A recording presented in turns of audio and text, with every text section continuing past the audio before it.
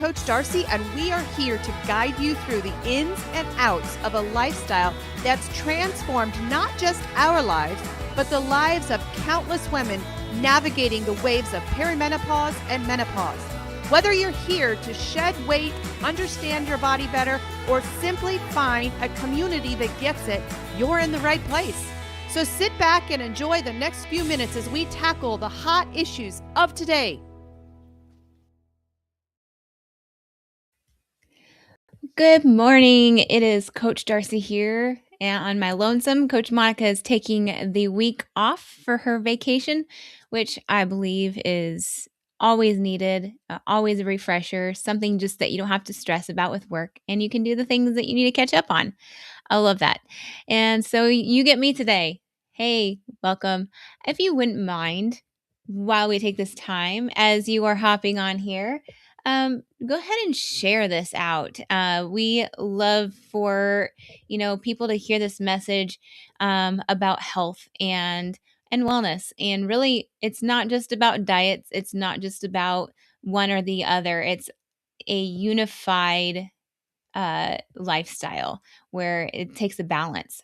So I'm going to take a minute and I'm going to find, because I try to put my Facebook in the back so I'm not on it. It's one way of trying to figure out how to control how often I am on Facebook and Instagram and YouTube. I put it in the back of my phone. So I have to scroll here and make sure my volume's down and all that so that I can share this out on my page. So if you wouldn't mind, go ahead and share this out on your page. Today, we're going to be talking about how weight loss is not just a food problem.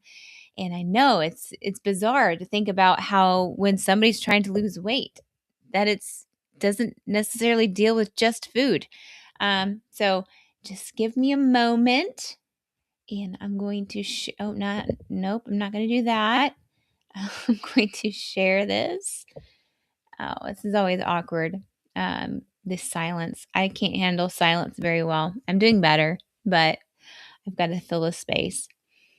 And then one more time, I'm going to share on my page just so that we're good. Okay. Hey, here we go. So, like I said, today our topic is, weight loss is not just a food problem. My question would be for you is, have you ever done great with keto, maybe carnivore? I'm going to use those two as foundational pieces, or ketovore, because I believe that those work. Those are great things. But you've done great until life just got hard. Things just got in the way.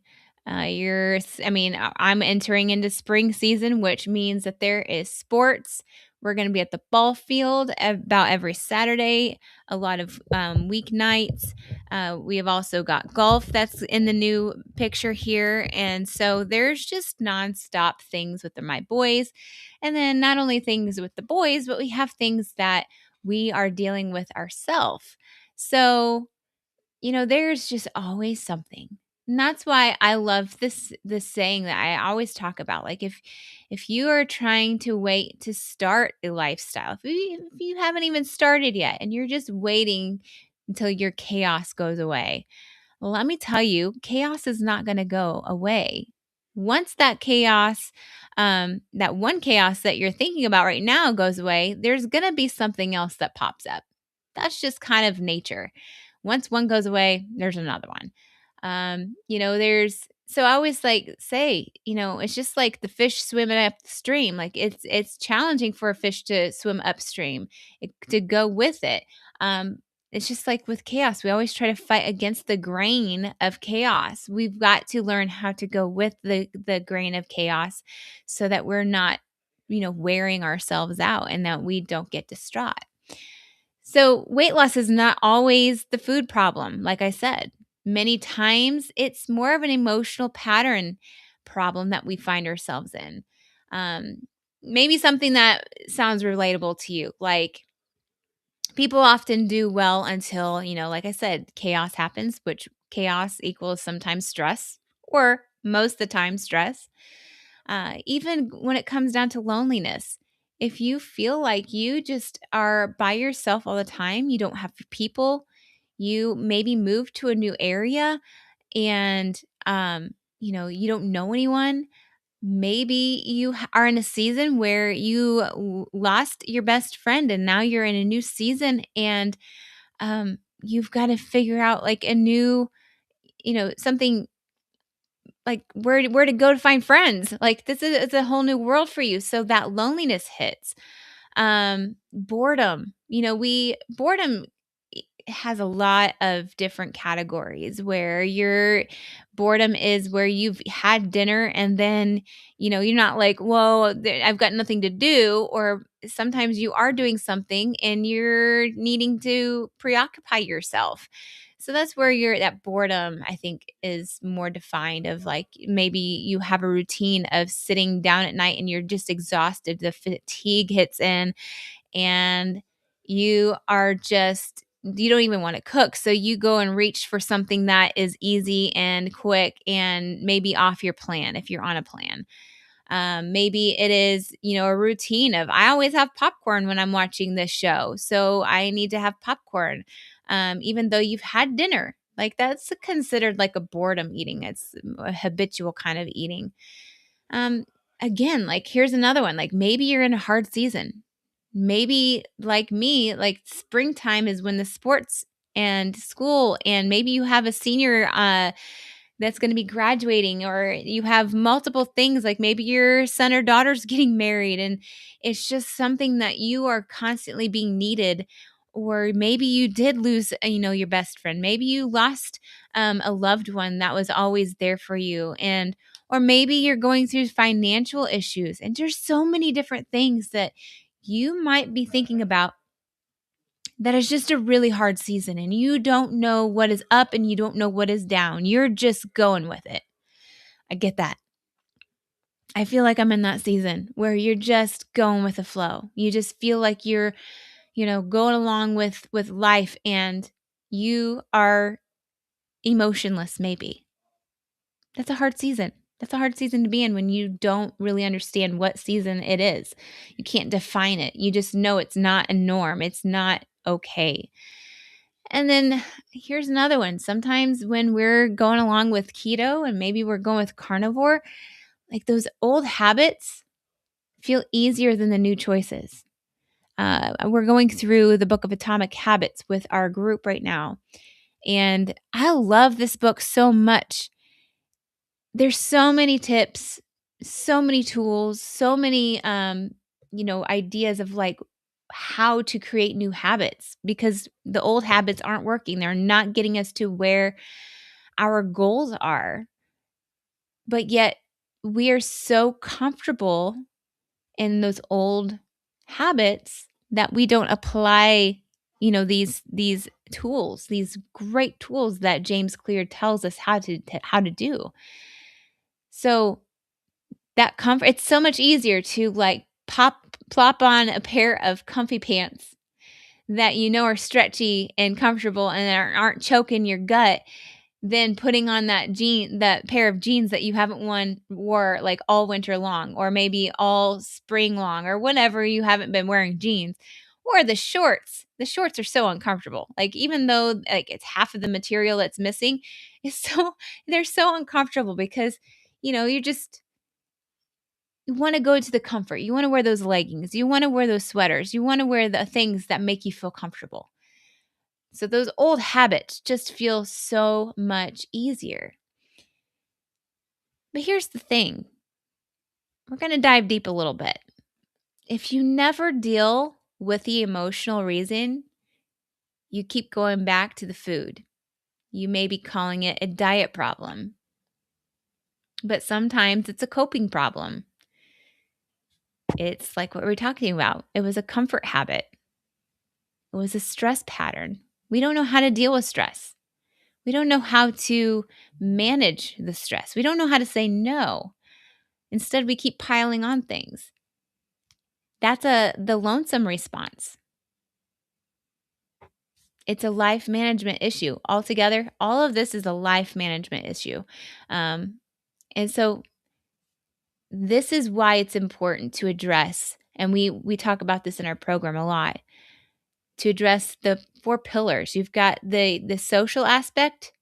That's one pillar. You've got the emotional one right there. You've got the food, and you've got the spiritual. When you're just it's like, I learned this in life coaching, because we are also life coaching. About 10% of us in our coaching talks about macros and diet, and the other half, it's not even half, the other portion, the 90%, we're talking about the deep stuff, the stuff that drives our food choices, the things that drives our stress responses. When you are thinking of a table, and you've got a four-legged table, this thing, they say, each leg is an important tool to balance that table. If you took one out, that table's going to be wobbly. I know you all have been to that restaurant where you have that wobbly table and you're like having your water and your food in your lap because you got leaners, you got the table leaners, and it's off kilter. That is just exactly like the whole cycle of a lifestyle change. That is what we like to focus on, a balance. And a lot of times when you are getting drawn into a program that says weight loss, weight loss, weight loss, they're not fixing the other 3 table legs. They're just focusing on the weight loss part. They're just focusing on giving you that instant gratification of losing weight. That is not the only thing we need to be fixing for a long-term weight loss journey. It is one of those things that we're supposed to think of all 4 of those pillars to have that lifestyle that that you can be free and at peace and know that you are headed towards a good lifestyle, a good reverse, a good new habit, so that you can then cope with those problems and the stress and those comfort habits that we've developed over time, those neural pathways in our brain that you have developed over time that automatically go to when you're stressed. The automatic response, that neural pathway is going straight to that chocolate. That is that pathway that you have created, or straight to the ice cream, or straight to eating something, or straight to not eating something, which, that might be the opposite effect of where when you're so stressed, you don't eat at all. We don't really think about that being a problem with a weight loss journey, but when we're withholding food from ourselves and not fueling our body goes on like a freak mode of like, hey, I'm freaked out a little bit and you're not giving me food. So I'm going to hold on to this stuff that I already have and I'm not going to release any of it. We don't think about that. We just think, oh, we don't eat, we lose weight. Well, you might lose a little bit of weight up until a certain point. So that was a side note. That wasn't even something I was going to talk about today. But, I can't filter myself. So that's kind of like why our program works more than just macros. Like I just said, we work 10% on macros because the science just works.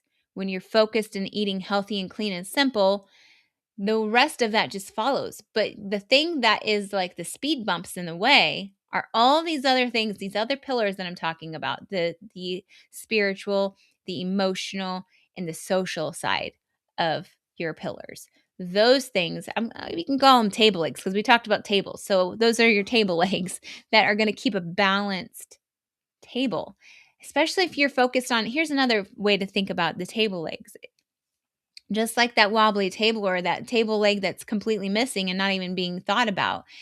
If you're just focusing on one thing at a time, that table leg, let's say like that table leg grows as you are working on it. As that table leg grows, you're just going to be off balanced again because you're maybe looking on the social aspect of things. But when you come home and you have some stress in your life, then you're going to be leaning on the things that you work on at home, those habits that you have at home that curb those emotional needs that you are desiring because you're stressed out, because there's a lot on your plate. So if you're just working on the social aspect of things, yeah, you haven't worked on the things at home to balance that out. So you're going to have a wobbly table. The whole goal of all of this is to have an equal balance on each single table leg so that you feel balanced and at peace, knowing that all of these table legs are being worked on and they're going to be balanced and one isn't more demanding than the other. So we work on the mental side, the emotional side, the social side, and the spiritual side. Food and the metabolic side, that's the extra one there, where you are just able to finally say, I can do keto and I can do it well. And not only can I do it well, but like I just said at the very beginning, when, when the weight loss is not just a food problem, that was the title here. You can go and work on all of those things, and the food portion just kind of follows. That's the bonus there. That's the thing that when you work on all of those table legs or those pillars or those topics, then you can focus on being clear-minded by, oh, I'm feeling stressed out. I'm needing to go and prepare a bag of what I need to eat that's healthier for me so that I don't lean towards going to the gas station and grabbing those ho-hos. I don't know why that I've never had a ho-ho. I don't know what it tastes like. I don't know. I don't even know what they look like. Are those the ones that look like hockey pucks? I don't even know. With chocolate? I don't even know. Let me see if anybody in the comment section over here is telling me what these ho-hos are. I don't even know how to get there. So we might be on live for a while because this is all messy. I don't know how to find where the chat room is. Let's see. Okay. I see this. So anyway, you're focused on the healthier things. You are setting yourself up for success. And as you set yourself up for success, you're not going to go and fail and lean on the things that you have, those neural pathways that you have created in the past to help you cope with all these other issues that, go hand in hand. You are prepared and you are focused on those habits like James Clear talks about and helps us develop the healthier habits on how to, do habit replacing. He calls it habit stacking, where we're living our life, but we're entering in something that is a healthier habit on top of or replacing the bad one with a good one. So you're doing your routine day to day and you're replacing a good habit with a bad habit. So then you are being able to balance yourself a lot better. So, here's a point here. Keto gives the body structure. It's a good foundation. That is why, we have gone, Coach Monica's going on I think it's 9 years here shortly in July is our 9th year. Next year will be 10 years. I can't believe that. But she's been living this lifestyle for 9 years. And keto, the basic keto, the non-distorted keto, the ones that you focus on the simplicity of foods, whole foods, gives the body structure. It is that foundation piece.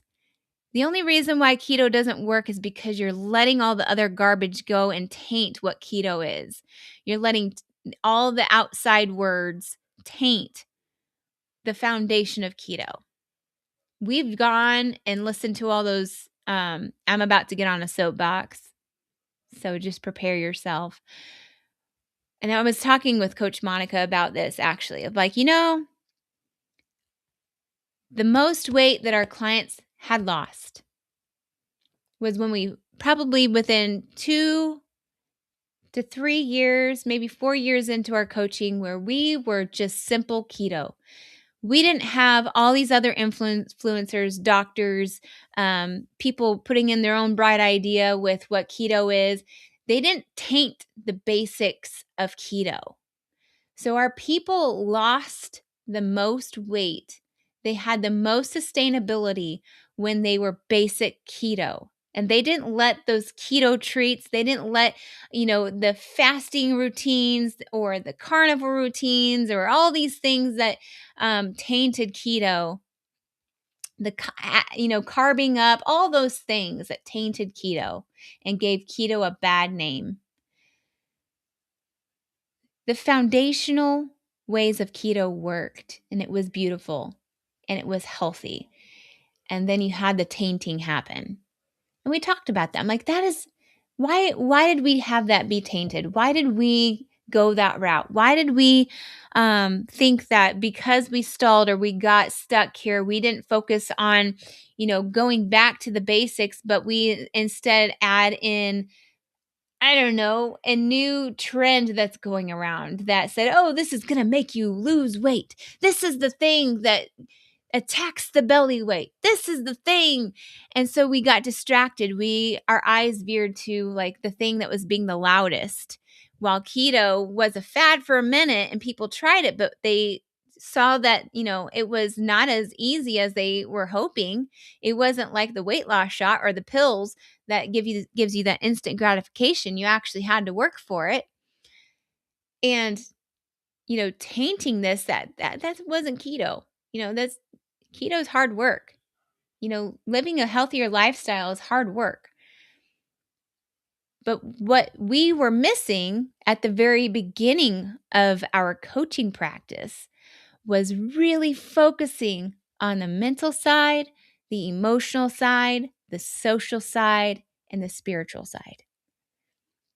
All of those things we didn't really push. We knew that they were important, but we were focused on the weight loss. We were focused on the foundation of keto. We were teaching the basics of keto, doing the meal plans, doing the prepping, doing all those things. Well, again, that is just as important as all of those other table legs. So that's why I say that keto gives the body structure. It is that foundation. And then building upon those other ones as a balance is going to give you a nice little tower, and it's going to not be a lopsided tower or table. I forgot. I was focused on a table. It's going to give you a foundational, like sturdy table. The mindset support and the emotional awareness helps create lasting change. So I'm going to say this. Keto gives the body structure. But the mindset, the support, the emotional awareness, that is the thing that helps create lasting change. So those people back in the day, when we first started our coaching, those people are still going strong. They made keto their foundational table. It's all sturdy. And then we got distracted by all these other things. Now, disclaimer, I'm not saying that carnivore is bad. Don't come at me saying, I've been carnivore for 10 years. I believe that carnivore works for some people, not all. I believe that keto works for some people, not all. I feel like ketovore works amazing, for some people, not all. You've got to find the foundational tool that is going to help you personally. We just stick with the keto because we find that it's a whole foods. Like, how can you go wrong with whole foods? You find out with carnivore for me, here, I'll do another side note. Carnivore for me helped me find out what my body was sensitive to. Not all vegetables were great for me. Not all fruits were good for me. I feel more swollen or gassy or whatever it is with certain vegetables, but carnivore helped me figure that out. Is it sustainable for me? Nope. No, it's not. I love my meat. I love my protein. I love it. That's why I lean more towards ketovore. Like I do definitely heavy protein, but I wouldn't have figured that out had I not used it as a tool alongside my journey. Keto is still my foundation. I do not do sugar. I do not do the seed oils. I do not add beans and things like that that's going to cause me inflammation and gas and raise my glucose. So That is why I believe that keto is more of a foundational piece. But again, like I said, it fits, there's certain people that love carnivore and it suits them and they're doing great for it and they're just doing amazing things with carnivore. And I say keep going. If your body's reversing the ailments that you had created before when you were doing the standard American diet, do carnivore. If intermittent fasting works for you, do intermittent fasting. It doesn't work for everybody, but it works for some people. Keto, same thing, So that's kind of my point. Here at our coaching, that keto is the foundational piece, but initially it is more focused on what God created, those whole foods that God created, not this man-made food, this Franken food. That is not what I'm talking about. I'm talking about God-made food and seasonal. I did that. I do that more so. Like I eat seasonally. When something is in season, I will eat that because God created it at that season in that time. And that man did not make that. So that's another side note. I guess for today, like what I want to share in the nutshell is that when you are stuck, when you feel like you're going to start to blame the ketogenic lifestyle or blame carnivore, I want you to look at the rest of your life first. I want you to look, sorry, my nose started dripping. I want you to look at the stressors in your life. I want you to look at your habits. I want you to look at, and the reason why we do macros and we track them is so it is for accountability. That accountability that, yes, I did have bite, lick, and taste, and I didn't track it. And for some reason, I'm not losing weight because I keep not tracking these other food, but the food that I am tracking has already hit my macros for my day. So you're not losing weight. Well, it might be because you're eating too much. It might be because you're eating too little. So that's why we do the tracking. That's really important for our program. You need those pillars. You need those table legs to be balanced so that you can see this lifestyle as long-term, not just a short-term thing. You have exited out of that diet cycle, the repeat, the ones where you feel like you failed, and so you're going to go back to a different diet and try that, and you cycle out, and then you struggle. But you find like the matching piece here is not necessarily the food choices maybe that you're making, but more so the other ones that keep you in that loop, the mental, emotional, social, spiritual side. And let me just tell you one more. Is that social side I find for my clients to be probably one of the most challenging to overcome. To understand that other people's choices and thoughts about what they're consuming shouldn't define them, shouldn't veer them off of the exit ramp, shouldn't make them feel guilty for not joining in with everybody else. That is like the support system that you could be leaning on and saying, hey, I'm getting healthy. And you could have a good support system saying, hey, yay, keep going. This is working for you. I'm proud of you. Instead, they're like judgmental. That's going to kill you. That's going to make you, miss out on all this fun that we're having. That's going to, there's so much garbage out there from our social, from our friends, from our environment that we work in.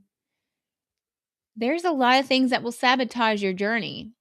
So when it comes down to the social side, that is definitely a challenging one. But then I would say the next one that is even more challenging is the mental side of it, because you've developed over the years things from your past like trauma, old habits, traditions, and you don't want to mess any of those up. You also probably don't want to uncover uncover those traumatic experiences for yourself. You just want to forget. You want to move on. You want to forget it. But you can't forget it because it's still in those filing cabinets in your brain.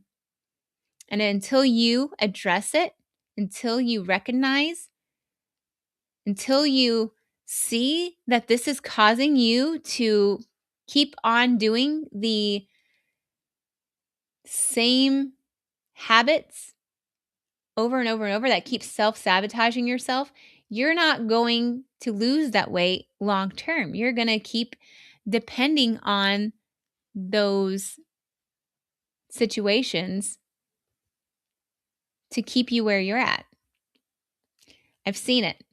That's why I can speak on it. I see it. It's happened to me when I have not uncovered and dealt with the things in my life that are causing me to stumble, to cause me to not grow, to cause me to not have a good thought about myself, to not feel like I'm worthy enough.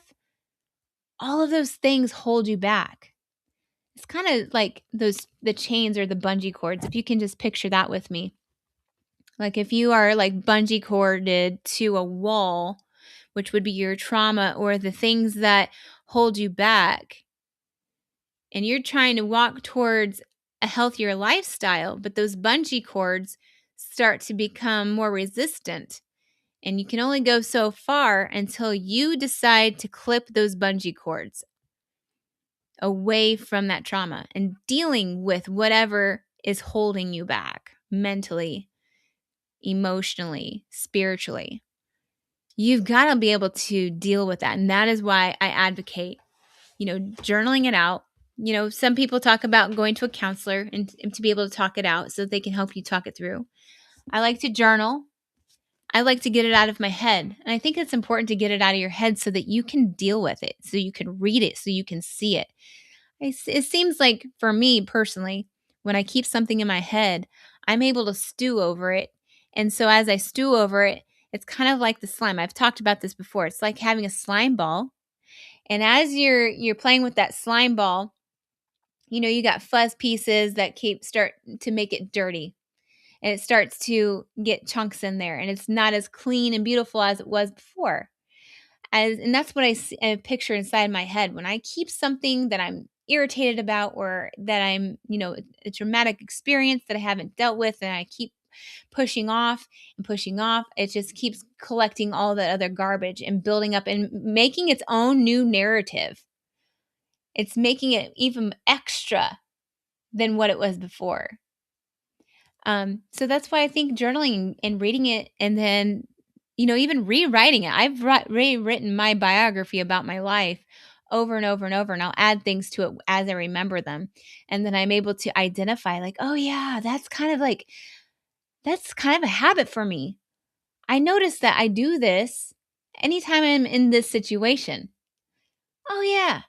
That's how getting it out, writing it out, reading out loud, reading even to somebody else. They do that in AA and we do that in OA, Overeaters Anonymous, where we write out these things and then we read it to somebody that is trustworthy. And that is a vulnerable moment because most of the time, if you can't read our brains or what's going on there, it's going to stay in there. But if you are able to share it and bring it to light, then it has no power over you. So if you're tired of starting over, maybe the answer is not a stricter diet. Maybe it's not withholding more calories from yourself. Maybe it's not bringing in a pointless tool that might work but might not work. For example, and I'm not saying that this doesn't work. I'm just saying like some people will go through and drink olive oil and lemon and think, oh, this is shredding my stomach fat. No, it's giving you good healthy fats. There's nothing unhealthy about it. But that's not going to be the thing that makes you lose weight. That's not going to be the thing that answers to your stress calls. That's not going to be the thing that helps you with your social side of your pillar leg. Whatever, I'm going to do a pillar leg now. It's going to be a giant table. It's not going to deal with the spiritual side of things. Nope, that's just a tool that might help for some energy. It might help you get some fats in. That is what I'm saying. Like maybe what we need to be doing is learning how to handle life without running back to food as being the issue. Now, food can be an issue if you're overeating and not eating the right things. I'm going to put that disclaimer out there. I'm not saying just go eat whatever you want. I'm saying that maybe, just maybe, it's more about the other table legs other than just the food portion and the exercising portion. You know. Anyway, that's all I got for you today. It's a lot to think about. It's a lot about the emotional side. Love talking about it. I do think that when we address those things, we can see more clear and we can, um, figure out our struggles and realize it's not so much about the food. It's the struggles that then lead us to go to the food and comfort us when we're stressed out or when we're just feeling off balance or off kilter. So, until next week, I've got to somehow find my closer thing here without this box isn't just it's just in my way. I can't see beyond it. So thanks for joining me. I hope I wasn't too boring. It's always better with two instead of just me being solo. But Coach will be nice and refreshed and ready to go for next Tuesday at 11-ish time. And if you haven't checked out our podcast, it's Beyond the Scale, Weight Loss and Wellness. You can find that on your streaming device for podcasts. And go leave us a review. Go listen to what we have to say. We've been on this kick of doing some series on topics that kind of build upon each other. And we're going to probably, I think since Coach is on vacation, I don't know if we're going to be recording just yet. We've been just having a lot of life things happen and haven't been able to record our next one, but we're ready for it. We're ready to go and having a new series to chat about. And if you have something that you would like for us to talk about, we would love to have ideas. We wanted to know what you are thinking about in the diet culture. What questions you have. Even if it's a controversial question, we might even talk about it. Just send us a message. Anyway, with that being said, I think I found my closer, and we'll talk to you all next Tuesday at 11 o'clock a.m. We'll talk to you later. Bye.